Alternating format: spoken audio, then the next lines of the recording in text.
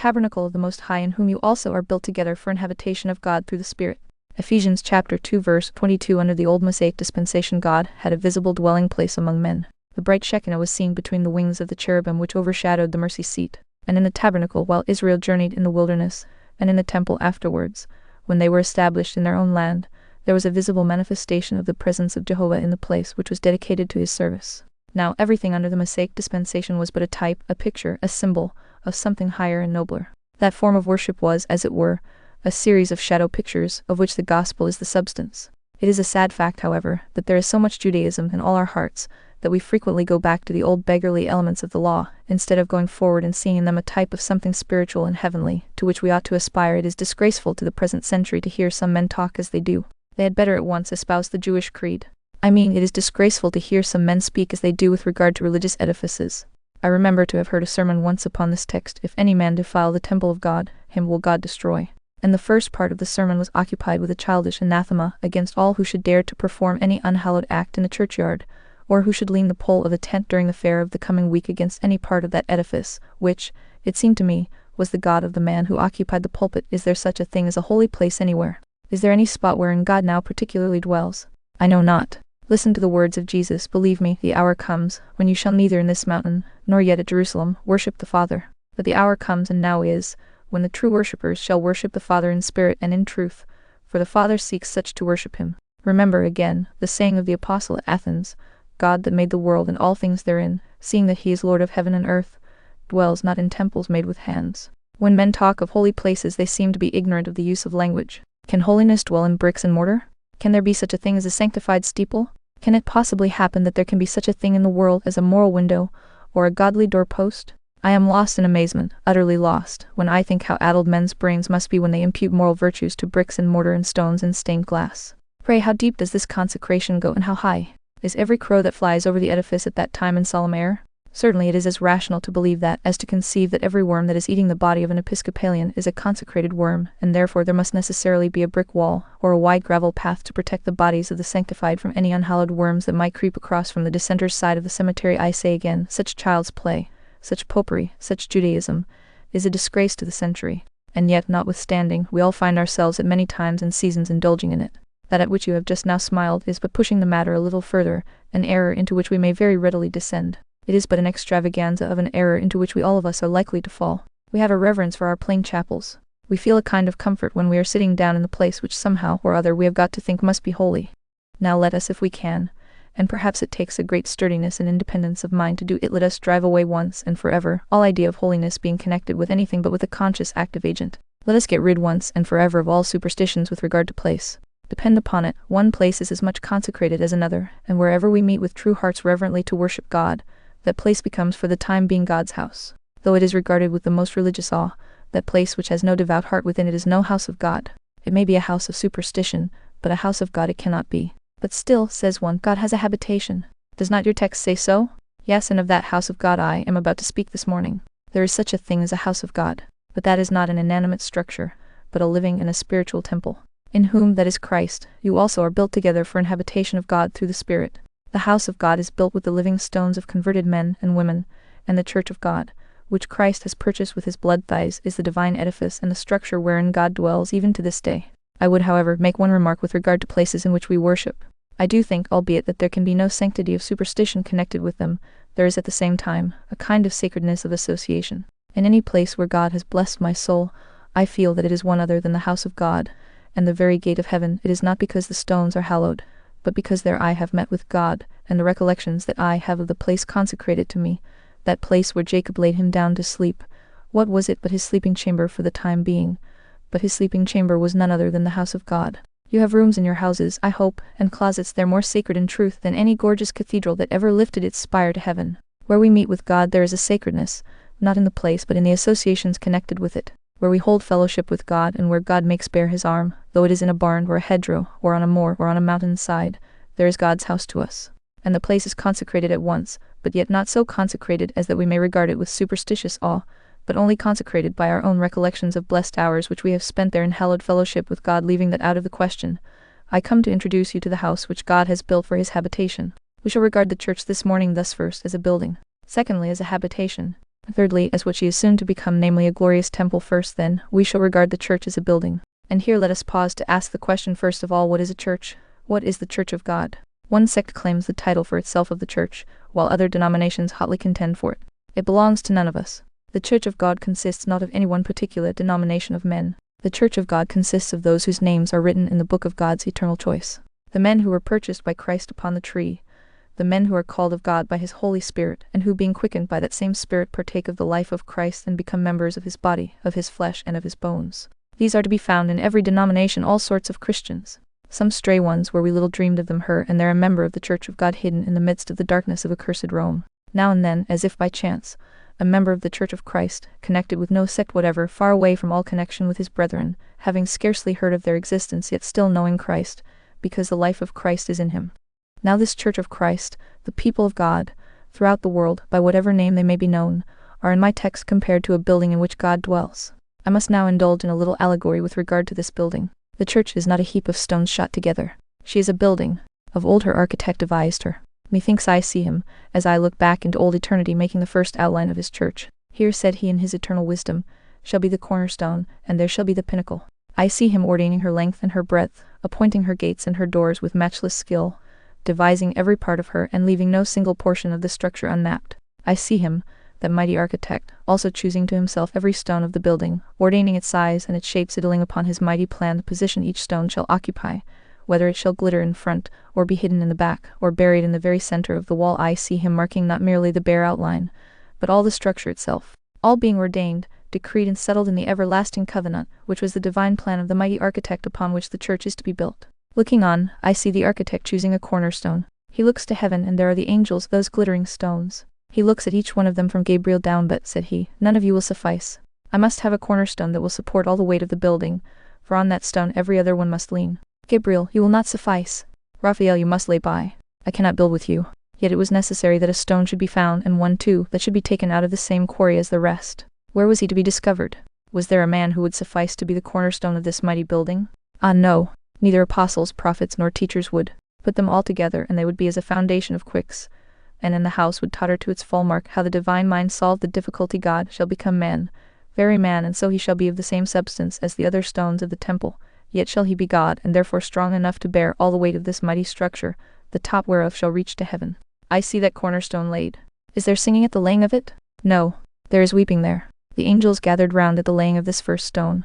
Sad, look you men, and wonder the angels weep. The harps of heaven are clothed in sackcloth, and no song is heard. They sang together and shouted for joy when the world was made. Why shout they not now? Look here and see the reason. That stone is embedded in blood.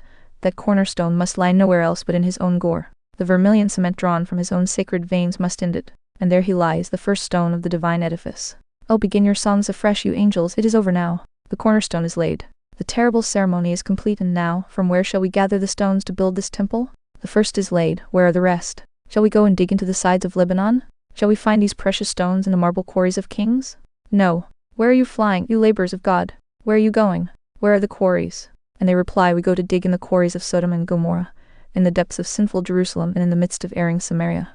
I see them clear away their rubbish. I mark them as they dig deep into the earth, and at last they come to these stones. But how rough, how hard, how unhewn. Yes, but these are the stones ordained of old in the decree, and these must be the stones and none other. There must be a change effected. These must be brought in and shaped and cut and polished and put into their places.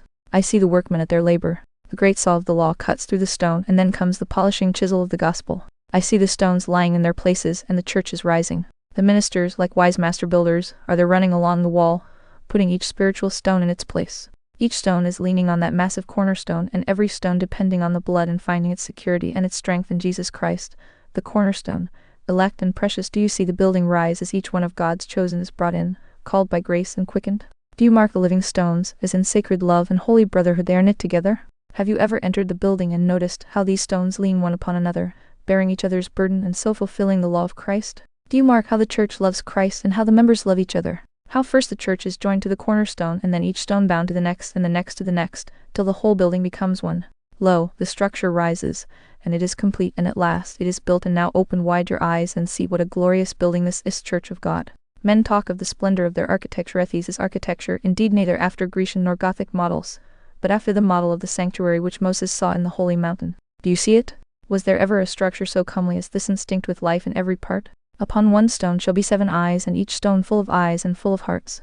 Was ever a thought so massive as this, a building built of souls, a structure made of hearts? There is no house like a heart for one to repose in. There a man may find peace in his fellow man. But here is the house where God delights to dwell, built of living hearts, all beating with holy love, built of redeemed souls, chosen of the Father, bought with the blood of Christ. The top of it is in heaven. Part of them are above the clouds. Many of the living stones are now in the pinnacle of paradise.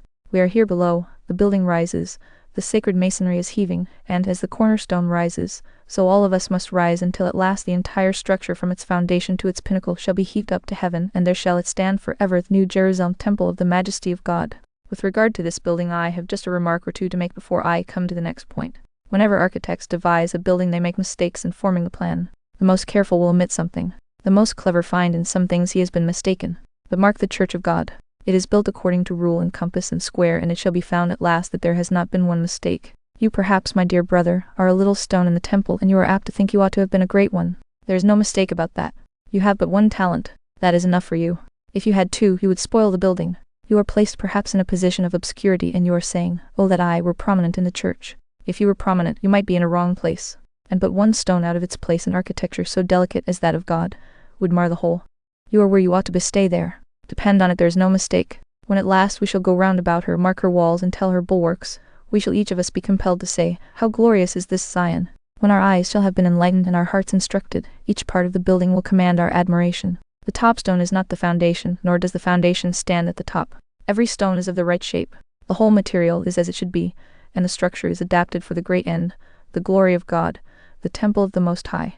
Infinite wisdom, then, may be remarked in this building of God. Another thing may be noticed, namely, her impregnable strength. This habitation of God, this house which is not made with hands, but is of God's building, has often been attacked, but it has never been taken. What multitudes of enemies have battered against her old ramparts! But they have battered in vain. The kings of the earth stood up, and the rulers took counsel together, but what happened? They came against her, all of them with mighty men, each man with his sword drawn. But what became of them? The Almighty scattered kings and Hermon like snow and salmon. As the snow is driven from the mountainside before the stormy blast, even so did you drive them away, O God, and they melted before the breath of your nostrils. Then should our souls in Zion dwell, nor fear the rage of Rome or hell. The church is not in danger, and she never can be. Let her enemies come, she can resist. Her passive majesty, her silent rocky strength, bids them defiance now. Let them come on and break themselves in pieces. Let them dash themselves against her and learn the ready road to their own destruction. She is safe, and she must be safe even unto the end. Thus much, then, we can say of the structure. It is built by infinite wisdom, and it is impregnably secure, and we may add, it is glorious for beauty. There was never structure like this. One might feast his eyes upon it from dawn to eve, and then begin again. Jesus himself takes delight in it. So pleased is God in the architecture of his church, that he has rejoiced with his church as he never did with the world. When God made the world, he heaved the mountains and dug the seas, and covered its valleys with grass. He made all the fowls of the air and all the beasts of the field. Yes, and he made man in his own image, and when the angels saw it, they sang together, and they shouted for joy. God did not sing. There was no sufficient theme of song for him that was holy, holy, holy. He might say it was very good. There was a goodness of fitness about it, but not moral goodness of holiness. But when God built his church, he did sing. And that is the most extraordinary passage, I sometimes think, in the whole word of God, where he is represented as singing. Your Redeemer in the midst of you is mighty. He will save, he will rest in his love, he will rejoice over you with singing. Zeph. 3:17. Think, my brethren, of God himself looking at his church, and so fair and beautiful is the structure that he sings over his work, and as each stone is put in its place, divinity itself sings. Was ever song like that? Oh come, let us sing, let us exalt the name of God. Toj. The praise him who praises his church, who has made her to be his peculiar dwelling place. Thus then, have we in the first place regarded the church as a building. But the true glory of the church of God consists in the fact that she is not only a building, but that she is a habitation. There may be great beauty in an uninhabited structure, but there is always a melancholy thought connected with it. In riding through our country, we often come upon a dismantled tower or castle. It is beautiful, but it is not a thing of joy. There is a sorrowful reflection connected with it. Who loves to see desolate palaces? Who desires that the land should cast out her sons, and that her houses should fail of tenants? But there is joy in a house lit up and furnished where there is the sound of men. Beloved, the church of God has this for her peculiar glory, that she is a tenanted house, that she is a habitation of God through the Spirit. How many churches there are that are houses, yet not habitations. I might picture to you a professed church of God. It is built according to square and compass, but its model has been formed in some ancient creed and not in the Word of God. It is precise in its discipline, according to its own standard, and accurate in its observances, according to its own model. You enter that church, the ceremony is imposing. The whole service perhaps attracts you for a while. But you go out of that place conscious that you have not met with the life of God there, that it is a house, but a house without a tenant. It may be professedly a church, but it is not a church possessing the indwelling of the Holy One. It is an empty house that must soon be dilapidated and fall. I do fear that this is true of many of our churches, established and dissenting, as well as Romanist. There are too many churches that are nothing but a mass of dull, dead formality. There is no life of God there. You might go to worship with such a people day after day, and your heart would never beat more quickly, your blood would never leap in its veins, your soul would never be refreshed, for it is an empty house. Fair may be the architecture of the structure, but empty is its storehouse. There is no table spread, there is no rejoicing, no killing of the fatted calf, no dancing, no singing for joy, beloved. Let us take heed, lest our churches become the same, lest we be combinations of men without spiritual life and consequently houses uninhabited, because God is not there. But a true church, that is visited by the Spirit of God, where conversion, instruction, devotion, and the like are carried on by the Spirit's own living influence, as such a church has God for its inhabitant. And now we will just turn over this sweet thought. A church built of living souls is God's own house. What is meant by this? I reply, a house is a place where a man solaces and comforts himself. Abroad we do battle with the world. There we strain every nerve and sinew that we may stem a sea of troubles and may not be carried away by the stream. Abroad, among men, we meet those of strange language to us, who often cut us to the heart and wound us to the quick. We feel that there we must be upon our guard. We could often say, my soul is among lions. I lie even among those that are set on fire of hell. Going abroad in the world we find but little rest, but the day's work don't go home, and there we solace ourselves. Our weary bodies are refreshed. We throw away the armor that we have been wearing and we fight no more. We see no longer the strange face, but loving eyes beam upon us. We hear no language now which is discordant in our ears. Love speaks and we reply. Our home is the place of our solace, our comfort, and our rest. Now God calls the church's habitation his home. See him abroad. He is hurling the thunderbolt and lifting up his voice upon the waters. Hearken to him. His voice breaks the cedars of Lebanon, and makes the hinds to calve. See him when he makes war, riding the chariot of his might. He drives the rebellious angels over the battlements of heaven down to the depth of hell. Behold him as he lifts himself in the majesty of his strength. Who is this that is glorious? It is God most high and terrible. But look, he lays aside his glittering sword. His spear he bears no longer. He comes back to his home. His children are about him. He takes his solace and his rest. Yes, think not I venture too far shall rest in his lover, and he does do it. He rests in his church. He is no longer a consuming fire, a terror and a flame. Now is he love and kindness and sweetness, ready to hear the prattle of his children's prayer and the disjointed notes of his children's song. Oh, how beautiful is the picture of the church as God's house, the place in which he takes his solace. For the Lord has chosen Zion. He has desired it for his habitation. This is my rest forever, here will I dwell, for I have desired it. Furthermore, a man's home is the place where he shows his inner self. You meet a man at the market, he deals sharply with you. He knows with whom he has to deal, and he acts with you as a man of the world. You see him again at home talking with his children, and you say, what a different man. I could not have believed it was the same being. Mark again, the professor in his chair. He is instructing students in science. Mark his sternness as he speaks upon recondite themes.